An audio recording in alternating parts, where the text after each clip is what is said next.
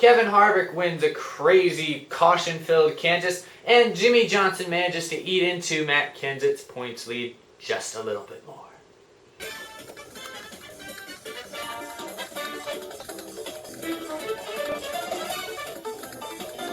Welcome to the 4th edition of my Chase Race Reviews. Today I'm reviewing the October 6th race at Kansas Speedway. Kansas Speedway.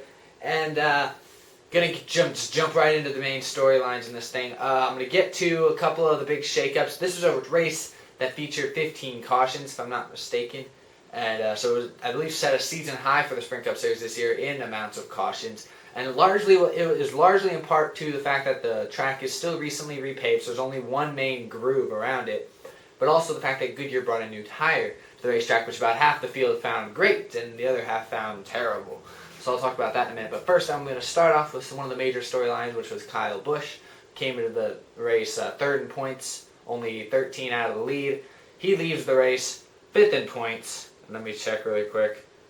Yep, 35 points out of the lead. So, tough day for him. He finished 34th after being caught up in three of those 15 cautions. Started on lap 1 when Danica Patrick spun out and collected a couple other guys. And Kyle Busch, who started in the back due to a wreck in practice, he ended up spinning out as well. Didn't get any damage, but put him further back in the group. The rest of the race, he really didn't run anywhere up any higher than 20th. He was really, really crappy. And I told y'all last week that he was going to be bad at Kansas, and I got a few comments saying, "Oh, he's good at Kansas," and no, he's terrible at Kansas. And this weekend proved it. So he ran really lousy. Stayed out on a pit stop to get up to the front of the pack, where he eventually, due to some more shuffling, got spun out while he tried to do a stupid blocking move on Montoya or something. I don't know what he was doing. But yeah, of course, he wrecked there. And then later on in the race, he spun out again and tore up his car completely. He was done after that. So, tough day for Kyle Busch. Does this take him out of the championship hunt? No. But does it put a damper on things? Yes. The only thing that this means is he has to survive Talladega, while he hopes that a couple of the guys in front of him at least don't. Specifically Matt Kenseth and Jimmie Johnson, because the two of them now have separated themselves. They are both separated by only 3 points. Jimmie Johnson, with a 6th place finish, was able to eat into that points lead just a little bit. Looked like he was going to be better. Looked like for a while that Jimmie was going to get a top 3 or 4 finish, while Matt Kenseth was going to finish around 15th, but Kenseth made a late charge and Johnson lost a couple positions there right at the end. And in the end, Kenseth held on to his points lead by 3 points, so good for him.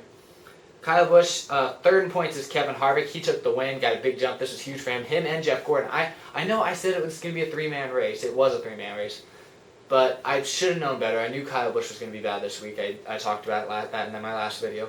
I knew Kyle Busch was going to be bad. The thing I didn't really expect is I did not expect Kevin Harvick and Jeff Gordon to do well. I could understand one of them doing well and getting a top 5 finish, but both of them finishing in the top 5 and Harvick, of course, winning, I did not really see that coming.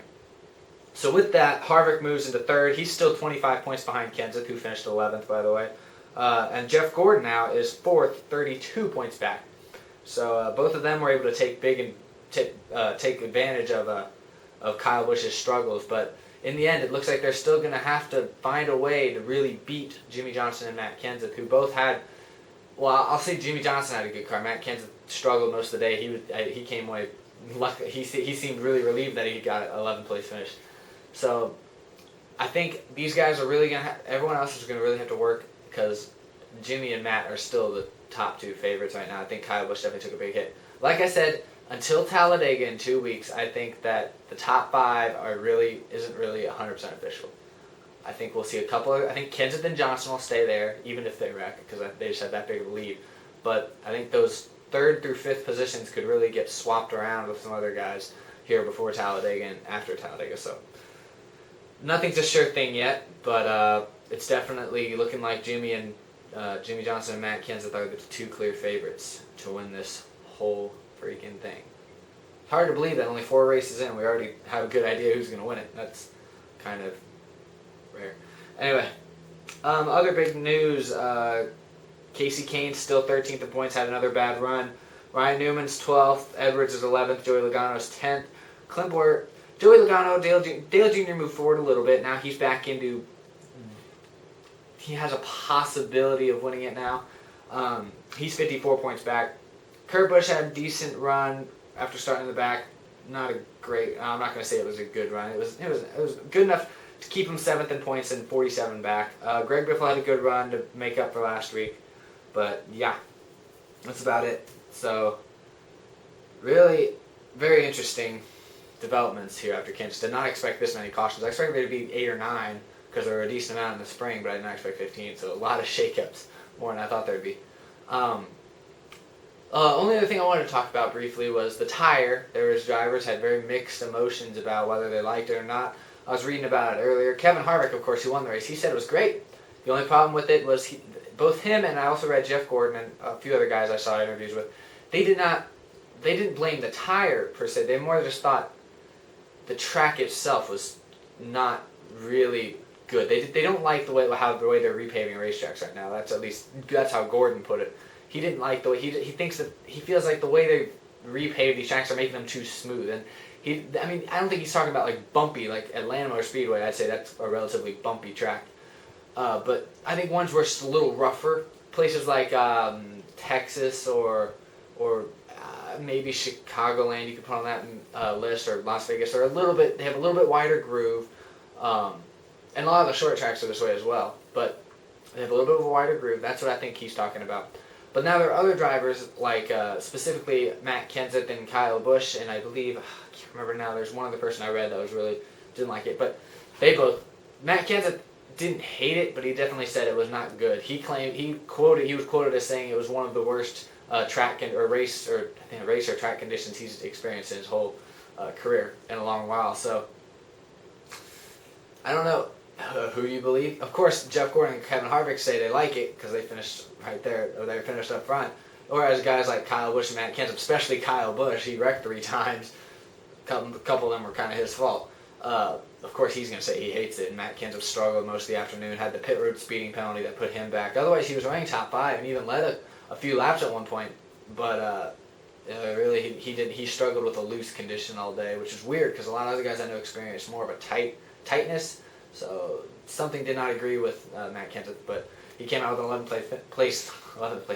11th place finish to hold on to the points lead. And now we move on to Charlotte Motor Speedway, where both he and Jimmie Johnson, just like almost every other track in the chase, have been really, really, really, really, really good at. So we'll see how that turns out. Both of them had some struggles here in the Coca-Cola 600 earlier this year, but they both had good cars, just got caught up in something, if I remember correctly. And of course, Jimmie Johnson won the All-Star race earlier this year, like he does almost every year. So it'll be definitely interesting to see how it goes at Charlotte. My pick to win the Charlotte race, I really didn't think about this ahead of time. That was probably my mistake. I should have. I'm 1 for 4 so far in picks. I picked Kenseth right at Chicagoland, but everyone else I've gotten wrong. I guess because I picked so early. So whatever I say here is probably not going to make any sense. You know what? Let's just go out on a limb. I'm going to say Jeff Gordon wins. And I don't like Jeff Gordon. You guys, a lot of y'all, not all of y'all know this, but I don't really like Jeff Gordon. I just don't. I think he's kind of a hothead. But I think he's going to win this weekend at Charlotte. He's been really, really close a couple of times this year. And it seems like his team's peaked at just the right moment. But, yeah. Another thing I want to mention is who do I think will have the points lead at the end of this week? I think it'll be Jimmie Johnson. I'm picking Johnson to get a top 5. I'm picking Matt Kenseth to finish 6th or 7th probably. And Johnson to finish like 3rd. So I expect them to be like tied for the points lead pretty much by the end of this week. And then Talladega is just going to be luck of the draw. So, see how it goes. But, yeah, that's my show. I'll see y'all. I don't know. I might skip this week's midweek edition just because I'm about to be uploading. No, actually, I probably won't. I'm not skipping this week. I'll be skipping next week after the midweek in about like 10 days or so. I'll be skipping that video because I do have a Mario Kart stop motion coming out very, very soon. I hope y'all all really enjoy. If you haven't seen my Sonic Sega All-Stars one yet, it's like a year and a half old. You have to go look on my channel. It's under most popular videos because it's got over 300,000 views. So I'm really, really proud of that video. And that's why I'm making a different one, or a new version. This one with Mario, of course. So Sonic versus Mario, you got to get that done. So I hope you all look forward to that.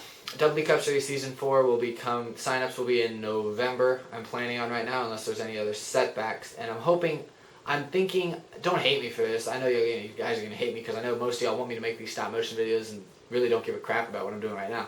But there's a chance I'll cut that season to only 6 or 8 races, so that way I can have it done kind of by like March, February or March. So that's when the the Sprint Cup season starting, so I can get the new cars in time for like April.